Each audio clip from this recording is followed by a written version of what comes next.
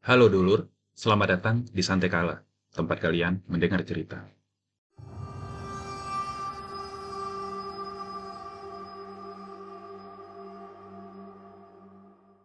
Di video kali ini, aku akan bawakan sebuah cerita pengalaman horor yang dialami oleh seorang pemuda waktu dia tinggal di sebuah kontrakan pas zaman dia sekolah SMA. Nama pemuda yang bercerita ini aku sebut aja sebagai Agus, dan begini ceritanya. Jadi, cerita ini terjadi pada tahun 2008, dan waktu itu, Agus masih bersekolah di sebuah SMA negeri yang ada di kota Palembang. Jadi, Agus ini aslinya tuh berasal dari sebuah kabupaten yang ada di Provinsi Sumatera Selatan. Tapi, waktu itu dia ngelanjutin SMA-nya di kota Palembang. Dan dia pun memilih buat tinggal di sebuah kontrakan bedeng yang letaknya itu tuh nggak jauh dari SMA-nya. Agus tinggal sendirian di sana. Agus tinggal di kontrakan itu udah sejak pertama kali dia masuk SMA. Kontrakannya cukup nyaman, dan di depan kontrakannya itu ada kebun tebu yang cukup luas. Selama tinggal di kontrakan itu, sebenarnya Agus merasa nyaman-nyaman aja. Nggak ada lah hal-hal yang mengganggu. Tapi, memang dia pernah mengalami beberapa kejadian yang cukup menyeramkan juga selama dia tinggal di sana. 2 kali tepatnya, Agus ngerasain hal-hal yang cukup ganjil selama dia tinggal di kontrakan itu. Yang pertama adalah, waktu itu Agus baru beberapa hari tinggal di kontrakan itu. Kebetulan, waktu itu sedang maghrib, dan kondisinya mati lampu. Di kontrakan, Agus cuma punya satu lilin, dan itu pun hasil dia nemu di kontrakan itu waktu pertama kali dia pindah di situ. Ukurannya juga tinggal setengah. Dan untuk sekedar keluar, ngebeli lilin baru itu Agus agak malas, karena kebetulan juga maghrib itu sedang gerimis. Jadilah kemudian Agus ngidupin lilin itu di ruang tamu kontrakan, dekat pintu masuk. Ya sambil dia berharap kan kalau lampu bisa cepat hidup lagi.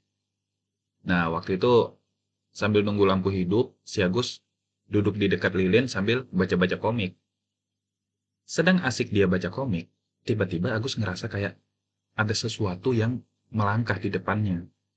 Jadi, ekor matanya itu kayak ngeliat ada sekelebat yang bergerak gitu di depannya dia. Dan benar aja pas Agus ngeliat, di hadapan dia itu ada sesosok makhluk besar, hitam, berbulu yang berjalan di depannya dia. Sosok itu nggak ngapa-ngapain, nggak ngeganggu atau gimana, cuma ya sekedar lewat aja di depannya Agus.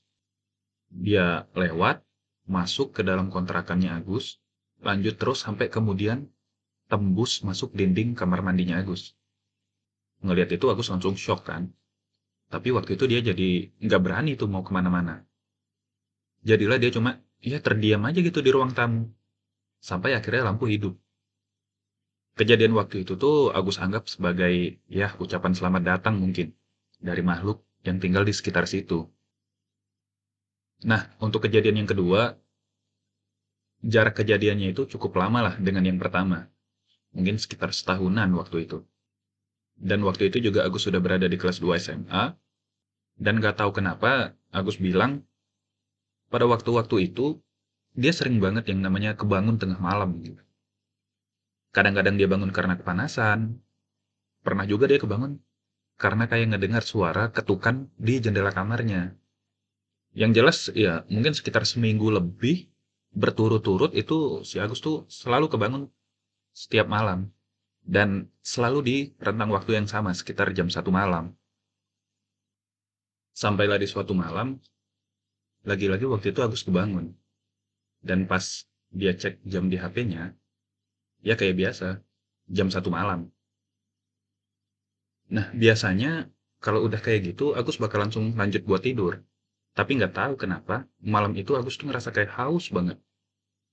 Jadilah kemudian dia bangun, terus ke dapur buat ngambil minum. Dan setelah minum, Agus niat buat balik lagi ke kamar, buat lanjutin tidur.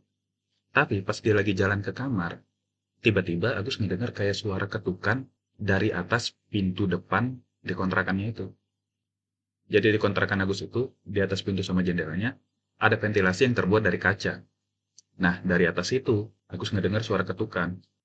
Karena penasaran, Agus pun ngecek sumber dari suara ketukan itu kan. Dan Agus betul-betul kaget pas dia ngeliat sesuatu yang mengetuk di atas pintu depan kontrakannya. Ada sesosok wajah pocong yang terpampang di sana. Pocong itu ngelihat Agus dengan matanya yang melotot. Sementara wajahnya hitam, rusak, dan berdarah. Ngelihat itu Agus langsung shock. Lemes dia. Waktu itu Agus langsung jatuh. Kayak yang gak punya energi gitu buat masuk ke kamarnya. Jadi Agus kayak tengkurap udah di depan pintu kamarnya itu. Jatuh tengkurap. Saking lemesnya karena dia shock kan. Dan waktu itu Agus ngerasa dadanya itu tuh sesak kan. Dia pejemin mata karena dia takut kalau pocong itu nanti masuk terus ngedatangin dia. Dia tetap sadar, cuma matanya aja yang merem. Jadi waktu itu Agus nggak tahu pocong itu setelah dia jatuh, apakah pocong itu masih ada di sana atau udah pergi. Sampai kemudian akhirnya Agus ngedengar suara orang ngaji subuh di masjid dekat kontrakannya. Barulah waktu itu Agus ngerasa badannya agak ringan. Dan dia baru berani merangkak gitu, masuk ke dalam kamarnya. Dan ya setelah kejadian yang kedua itu Agus nggak pernah lagi sih ngerasain hal-hal yang ganjil di rumah kontrakannya itu. Sampai akhirnya dia lulus dari SMA. Jadi ya memang dari awal masuk SMA sampai dia lulus Agus tetap tinggal di kontrakan itu. Oke, jadi itu dia cerita horor di episode kali ini dan terima kasih sudah mau menonton sampai selesai. Oh ya, kalau kalian mau, kalian juga bisa kirimin cerita pengalaman horor kalian ke aku. Nanti kalau misal ada cerita yang menarik, aku bisa buatin videonya. Kirimnya lewat DM Instagram di @santekala. Silahkan di-follow ya. Dan mohon maaf kalau misal ada salah dan kekurangan. Jangan lupa buat like, komen, dan subscribe. Jumpa lagi di episode selanjutnya.